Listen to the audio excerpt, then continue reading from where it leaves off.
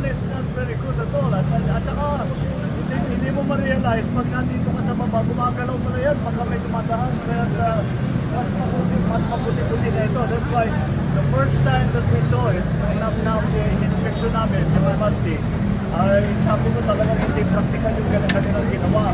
Kaya ngayon, ay pinagbago, naayos natin ito within 4 months. Ang pangako sa atin ay 6 na buwan, 4 na buwan pa lang itapos na. Kaya ngayon, mas mababa na ang aking na hagdan, tapos meron ng elevator para yung mga hindi kayang umakyat ng hagdan. Meron pa tayong wheelchair lift na ginawa para sa yung mga naka-wheelchair. Pati wheelchair, they provide the wheelchair para mas magkaroon naman ang magiging commuting experience. Kaya so far, I'm happy to see that this is the sort of thing that ito naman ay kaya naman palang gawin. Hindi naman ganun kahirap at basta desidido tayo na ayusin natin ang commuting experience. Dahil ang dumadaan sa bus pa lang ay 750,000 ang pasahero kada. MRT and Passport. So the MRT and bus, 750,000 ang gumagamit ng everyday.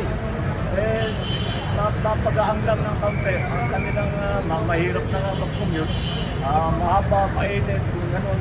Sabi ko, dapat naman tugunan natin yung pang-araw-araw na dinadaanan ng ating mga kababayan para makapunta sa trabaho at para makauwi. At ito ay isang bahagi lang dyan. Ang susunod na ngayon dito ay titiyakin natin yung maintenance ng lahat. Meron pa tayong elevator ngayon. Yung elevator, kailangan lagi umaandar. Kaya tiniyak namin na yung design ng elevator heavy duty kasi talagang todo ang gamit yan. Kaya pabuti naman. At sa 4 na buwan, may nakita na tayong panibago na facilities na mas magpapagaan sa commuting experience. Wala na yung mga company. Hindi na tatanggalin na namin